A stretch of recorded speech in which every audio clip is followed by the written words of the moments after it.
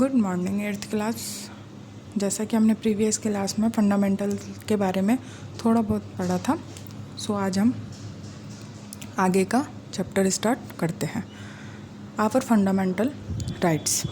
Before independence we had no right of expression and protection of life. जब हम independent नहीं हुए थे, जब हम मतलब आज़ादी से पहले की बात कर रहे हैं इसमें, तो तब क्या हुआ था, तब हमें कोई भी राइट हमारे सेफ्टी के लिए या प्रोटेक्शन के लिए नहीं मिले थे।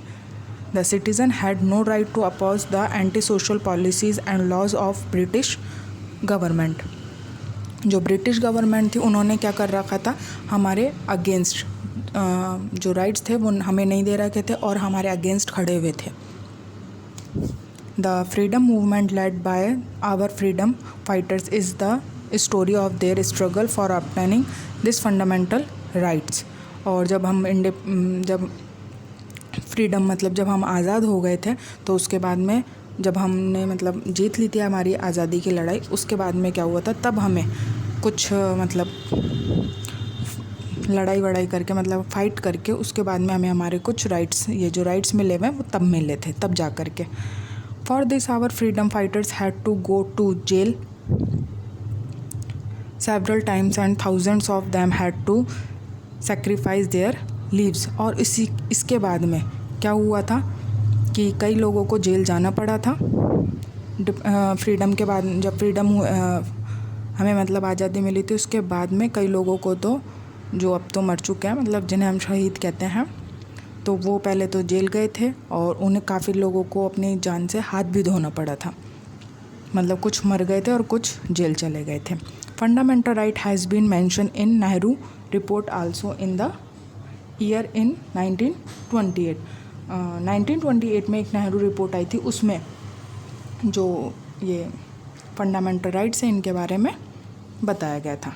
Our constitution assembly made provision for fundamental rights according to its objectives resolution.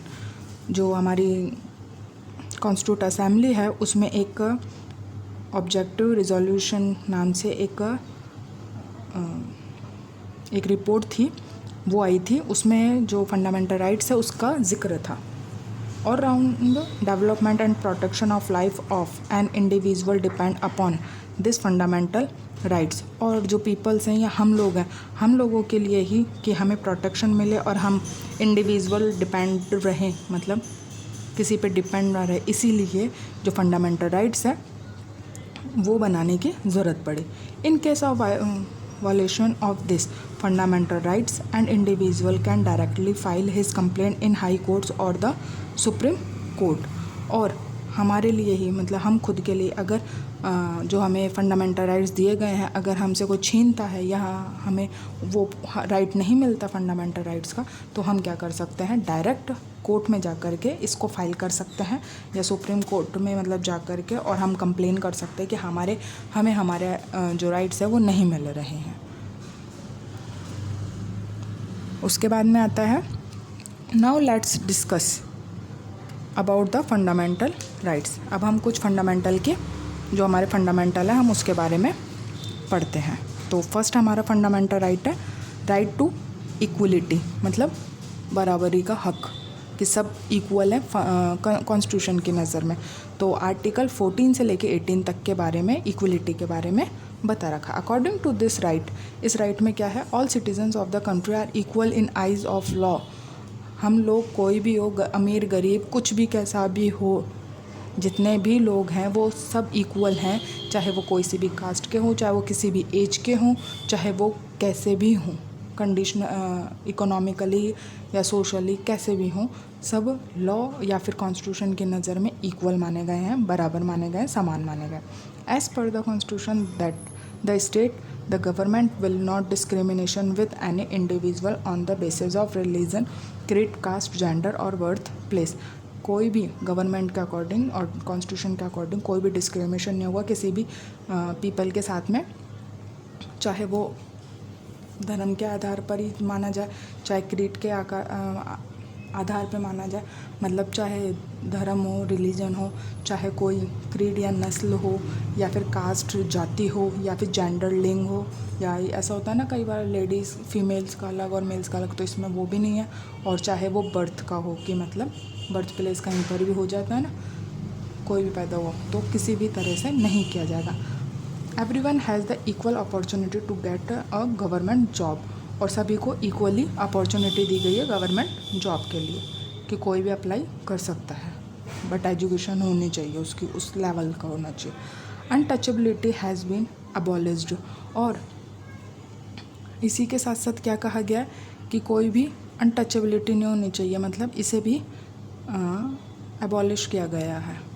ठीक है, उसके बाद में है all other types of titles also have been abolished except the educational degree and title obtained in armed force on the basis of merit of an individual. अब ये कहा गया है कि सबसे पहले तो अब जो अनटचेबिलिटी है और अबॉलिश की बात कही गई है कि जो भी ऐसा है इसे ख़त्म कर दिया जाएगा, और इसी के साथ साथ जो एजुकेशन है उसी के ही अकॉर्डिंग जो आर्मी फोर्स है उसमें आपको क्या दी जाएगी कि मतलब आपकी एजुकेशन जो मांगता है आर्मी में उसके अकॉर्डिंग आपको जॉब मिलेगी, ये कहा गया है इसमें। और जो भी इसमें मेरिट्स हैं वो भी आपको उसी के अकॉर्डिंग मिलेगी। नेक्स्ट है राइट टू फ्रीडम। अब फ्रीडम का है कि भाई कोई भी कहीं पे भी घूमे, उसे हर कोई किसी को भी फ्रीडम है, कहीं भी जा सकता है, कहीं भी घूमे, कोई मना नहीं करने वाला आपको। तो ये आर्टिकल 19 से लेकर 22 में बताया गया। सो हम पढ़ते हैं क्या बताया गया।